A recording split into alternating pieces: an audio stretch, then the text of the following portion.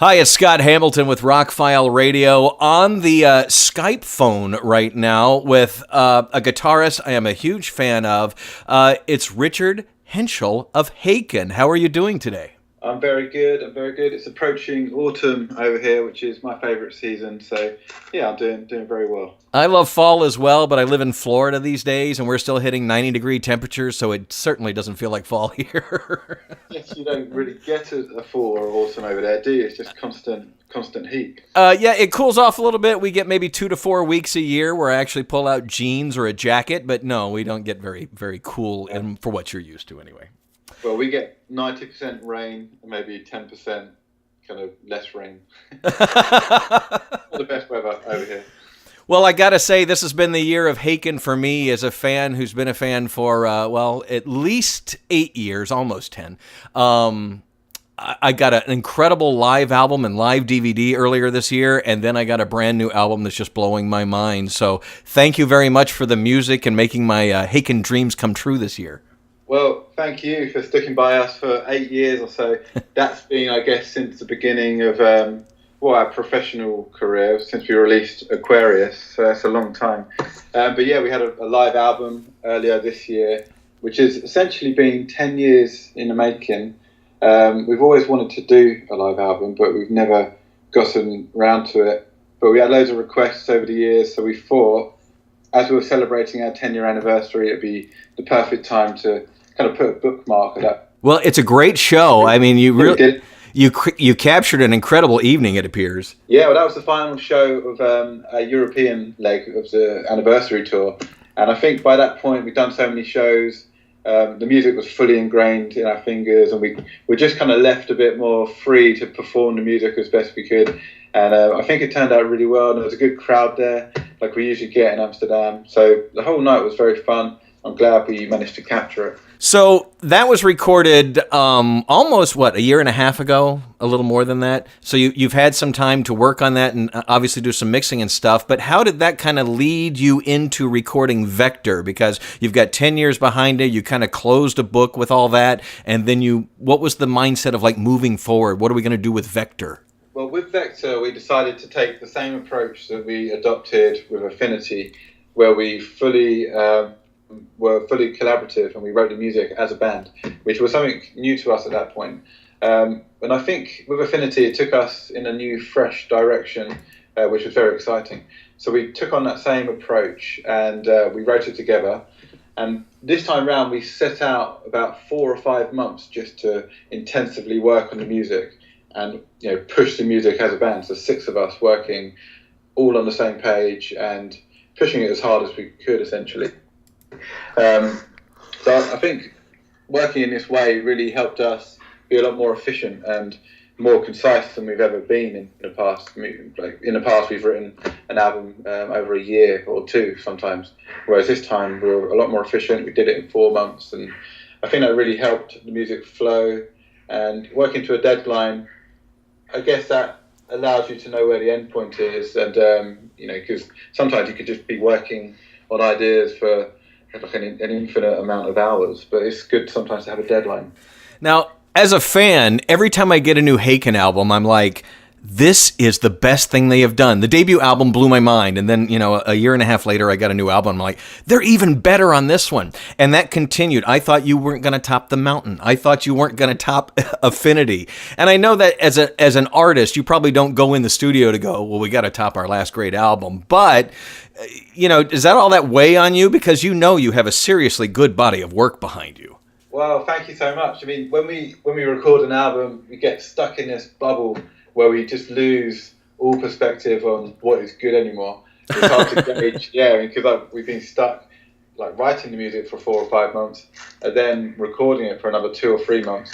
So by the end of the process, it's hard for you to gauge whether the music's any good anymore. So it's really cool and affirming to hear positive feedback from people over the last few weeks. But yeah, I mean, it's not something we consciously set out to do. We just want to write music that appeals to us, and stuff that essentially reflects what we listen to and what we've experienced over that period. And I guess this album really does that. I mean, we all have a love for heavier music, especially when I was growing up. I listened to a lot of bands like Fear Factory, Machine Head, and a lot of hardcore music, and then Meshuggah as well came a bit later on. So I feel that a lot of those influences can be heard on this record. So it's really cool to be in a position where we can really celebrate these influences in our music. And I think I read when you were first doing some of the early interviews, you called the album a little more riffy. Yeah, I definitely think so. Because a lot of the ideas actually formed through some jam sessions that we had. We'd never really written so much like that in the past, but we thought it'd be cool to try and get more of a natural, organic approach to the music. And so Charlie and Ray and I, we met up a few times and just kind of planted a few initial seeds of ideas just through jamming in that kind of band setting. And I feel that really gave some of those early ideas a more kind of guitar and riff-driven approach, right? Which later kind of grew into, more fleshed out, raw-sounding songs. So yeah, that's how that came about, I feel. Do you have a favorite song or a couple of songs on the album? I mean, obviously people are just hearing The Good Doctor and Puzzle Box, but I've had a chance to listen to the whole album, and I like the long ones like Veil, but... Veil's going to be very fun, because that's there's a lot of riffs going on there, and a lot of the fans of our longer songs, I feel, are going to dig that one. There's a lot of themes in that one that grow and expand and kind of morph throughout the songs. But that's going to be a lot of fun live, I feel. And I guess that one's got most of the technical stuff on there in terms of solos, right? Kind of unison lines and stuff. So yeah, that's going to be fun. And I'm really looking forward to playing Kneel by Mouth as well, which is an instrumental track, which we haven't really done for a while. The last one was on Visions, which was Portals and Premonition, actually. We had 2 on that album. So yeah, that one's going to be a great deal of fun live, because I feel like the opening 2 minutes of that track are arguably the heaviest kind of 2 minutes we've ever had as a band. So that's going to be really cool live. I mean, I think it's going to translate pretty well to the stage. And I guess that one, for me, is a kind of tip of the hat to Fear Factory, that kind of industrial, right, hard-hitting metal sound. That, for me, feels like that kind of vibe. So yeah, I'm looking forward to kind of melting some faces with that one. I can't wait to hear it live. You guys are going to be down here, I believe, the second week of November, so... Yeah, I can't wait. It's going to be amazing playing these new songs. I feel when we usually come up with a set list, we usually gravitate towards the heavier, hard-hitting songs. And this album is kind of full of these tracks. So I have a feeling that these songs are going to go down well on the stage. And also with the tours that are coming up, we've got a new light guy working with us who's going to be programming all of the lights in sync with all of the polyrhythmic stuff going on. So it's going to be like a step up from our previous live shows, which I really can't wait to be part of. Oh, looking forward to it like you have no idea.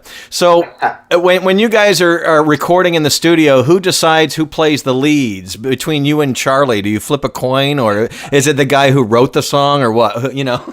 Well, no, we try and keep it fairly balanced. I mean, a lot of bands will have a rhythm player, then a lead player. Right. But when we were practicing in our youth, we've both practiced, both sides of guitar playing. So when it comes to sharing out the parts, we just try and keep it as even as possible. No one really wants to steal the limelight in the band, as in general, actually, to be honest. I mean, it's more about the culmination of all of us together as a band, not necessarily about the sums. I love that, but a band has to kind of do that to be long lasting. Yeah, I really feel that the music should come first. It's not about individual celebrities and stardom. I'm not saying we're famous or we're stars, but you know what I mean? It's not so much about that. It's more about the collective, unified vision of the band, and that's how we've always approached our music, and it definitely will be how we always move forward. Now, a couple of years ago, I was backstage at a show, and I was planning to interview the 2 opening acts. I had no plans to interview the main act, but a manager walks up to me and goes, "Hey, you a radio guy? Yeah, come here." And he threw me in a room with Nolly Gitgood. And I had done no prep at all. We sat down and we just started talking about coffee and scuba diving and recording. He is a super nice guy, super intelligent. How was it working with him? Yeah, like you say, he's such a nice guy, really humble, down to earth, and like during the early stages of our writing, we knew that the songs were going down a heavier direction, and his name just popped out, and it just seemed like the right choice to kind of marry up with the style of music we were working on. And also, as a bonus, he lives fairly close to us, so he's only 2 hours drive from where we live in London. Nice. Which was very cool.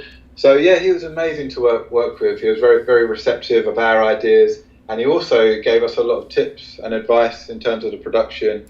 So he came down and oversaw the first day of drum recording, and he helped out Ray by tuning his heads in a specific way, which really brought out the natural resonance of the kit. Right. Which, yeah, as a result, gave the drums such a huge sound that we've never really had before. So that was cool. And the other benefit was that we were able to travel down to his studio in Bath and basically run our dry guitar signals through a bunch of like crazy amplifiers that he has in his studio. It's mad. He's got about 10 amazing heads and kind of cabinets. So that was cool, just to be able to sit there and have input into the kind of heavy tone that we wanted, and also just to get a general insight of what it's like to be sitting in a producer or mixer's chair and just bounce ideas back and forth, like in a live kind of one-to-one basis, which so that whole experience was very fun. And I don't want to go, well, you're going to work with him again, because there's a tour cycle going on and some more songwriting to do, but it sounds like you had a great time. Yeah, I mean, because in the past, the last 3 records, 2 albums and 1 EP before Nolly, we worked with Jens Bogren, and he's obviously amazing at what he does, and what he did with our music was equally amazing. He's a complete wizard. But obviously we wanted to mix it up a bit and try something new with this one, because the music sounded fairly different to our previous stuff. But yeah, I think it would be cool to try another couple of records with Nolly, because it was amazing working with him, and I really feel he's brought another dimension to our sound, which we'd love to take a bit further on the next record. I love that. Well, I was looking over your bio that you have on Facebook, and what is your favorite badly dubbed kung fu movie? Oh wow, I love 5 Pattern Dragon Claw, which is... That's a pretty obscure one. Yeah, I've got a big love for really badly dubbed kung fu films. Because there's a whole bunch of them in the 70s where they kind of dub it with some weird either Cockney accent or some kind of redneck from the deep south. So it just doesn't look right, but it has a massive comical value to it. It's actually a really cool film by a guy called Steve Odenkirk, I think his name was, who I think he did Nutty Professor 2, which is a bit of an odd bit of trivia. But he's a massive kung fu fan, and he did a film called Kung Pao. Have you ever seen that? Very funny. Yeah, you've seen it? And yeah. He took a film, I can't remember what it's called, something like Eagle Crane something. I don't know the name of the original film, but he took a classic kung fu film from the 70s and just completely dubbed it in such a comical way, which is basically, he kept the spirit of those badly dubbed films from the 70s, which I found massively funny. It's one of my favourite comedies of all time. Very entertaining film, absolutely. It also says you're a comics fan, so you Marvel, DC, or independent? Oh yeah, well I love Image. Yeah. Yeah, Image is great. I love DC as well for mainly the Batman comics. But I love what Image are doing with all of these kind of new, more raw, contemporary ideas. But there's so many amazing kind of comics out there. One I've been reading fairly recently is Southern Bastards. Oh yeah. Have you read that? I haven't read it, but I see the name mentioned a lot. Yeah, it's really cool, really kind of raw artwork, and it's almost like the first edition of that is almost like a samurai film. The way a guy I'm pretty sure they based it on the whole imagery of samurai films. But he walks into town and he basically just wipes out the whole town with a stick, which is I found pretty amazing.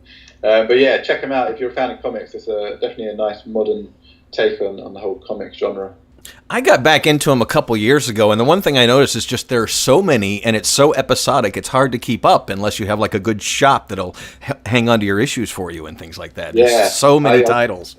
I totally agree. There's so much, just like with music, it's such an oversaturated market. It's hard. I reckon the best thing to do is just to pick a few, and then go back and collect all the editions, and then I guess it can get fairly expensive. So I buy them secondhand, to be honest. Which is, when I'm on tour in America, I love to find comic book stores in each city and see if I can find cheap deals and secondhand books. Right. Otherwise, it can add up to like crazy amounts of money. Well, we've got some good ones down here. When you come down, we'll see if you have time. Oh, that'd be great. You should show me around. Yeah, absolutely. It'd be fun.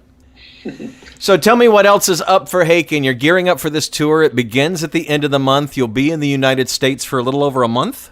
Yeah, really looking forward to it. I mean, for one, to play the new songs, it's going to be amazing, and it's just always fun coming to America. We always see new people and like new places, so it's going to be great. And also sharing the stage with Leprous, who are amazing, one of the greatest live bands at the moment.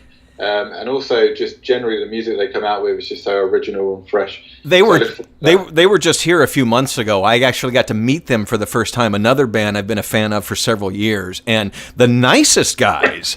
I mean, I expected moody and kind of dark, and oh no, they hugging and smiles and until they hit the stage, then it's a little more moody. But yeah, I guess they kind of get into character.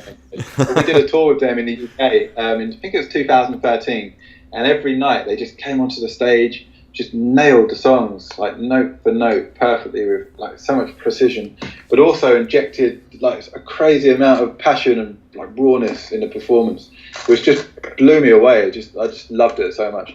So yeah, we've kept in contact over the years, and we always bump into each other at festival dates and stuff. So we thought it'd be just great to like go over to America with those guys and see what we can do. That's gonna be fun. And also Bent Me, really good band. Yeah, they're really like the compositions they've come out with are amazing. Such great dynamics, and I've heard they're an amazing live band as well. So looking forward to seeing them. Yeah, it's hard to find like a studio video of them because every single one is them performing live. I mean, that's how tight the band is. Yeah, they're just amazing. I just love the music, and it reminds me of a little bit of Deer Hunter, who I'm a massive fan of. Mm-hmm. So really looking forward to checking those guys out on a nightly basis. Yeah, I was looking at some of the artists you like, the Deer Hunter, Gentle Giant, so new, classic, and of course the last one listed is Pink Floyd. What's your favorite Floyd album? Your go-to? Not the best one, your go-to. Yeah, I love Animals. Yeah, me too, man. Yeah, it's a really, really cool album. They're just a great band, and they've, I guess they hold the torch for probably the greatest UK prog band of all time. Maybe or King Crimson are another great band. But yeah, it's such a great band. I unfortunately never got a chance to see them. I kind of missed that boat. But I saw David Gilmour a couple of times. At the Royal Albert Hall, and he's just an amazing guitarist and such a great performer. Actually, Roger Waters as well. I saw him do the Wall tour when he did that at the O2, which was equally amazing. I could sit and watch David Gilmour play scales, I think. I could just, Yeah. He could just make you cry playing a C major scale. Yeah, with a note. Yeah, said something about his playing. But I did get to see Pink Floyd 5 times in my life, twice on the 87-88 tour, 3 times on the 94-95 tour, and surround sound in a stadium with lasers and that guitar, and it, I don't think I'll ever have an experience like that again as long as I live. I really feel they epitomised what was great about prog music at that time, and they just took it to a whole new level. And like you say, the live show was like a whole nother world of experience. But I never got to see that, but my dad did. He was a huge Pink Floyd fan. I think that kind of rubbed off on me. And I think the last show he saw of theirs was the Pulse tour. Yep. Which looked amazing. He went with my older brother, but I just missed out by about 3 years.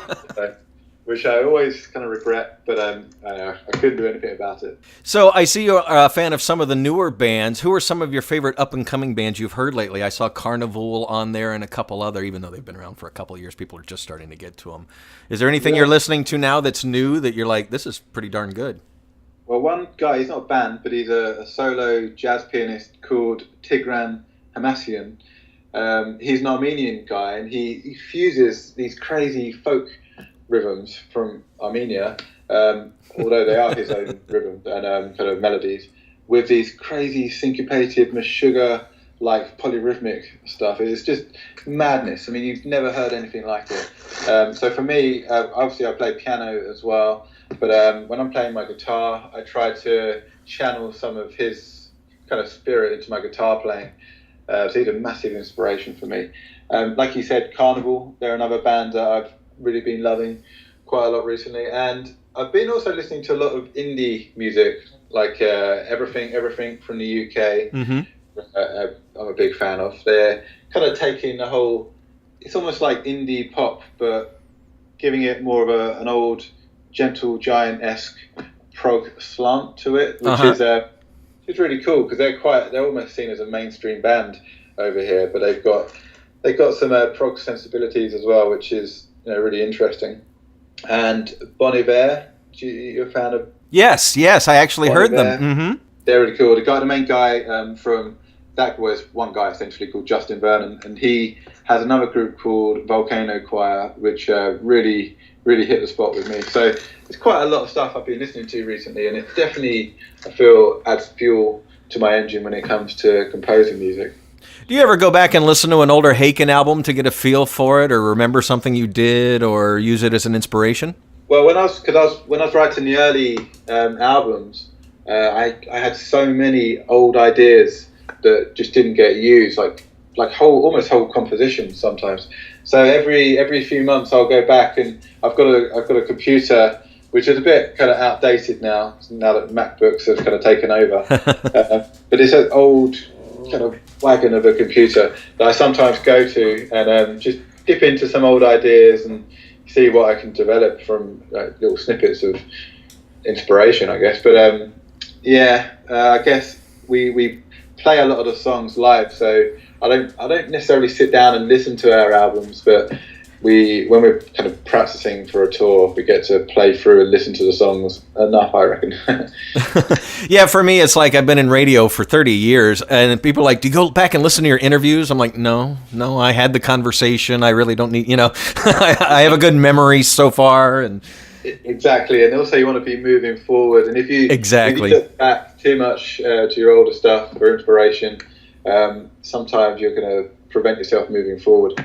Well, Richard, it was a blast to talk to you today. I cannot wait. I have seen you live before, and now I've seen this recent DVD, but I am so psyched for this tour because I love Vector so much. Well, what show are you coming to? The Fort Lauderdale show.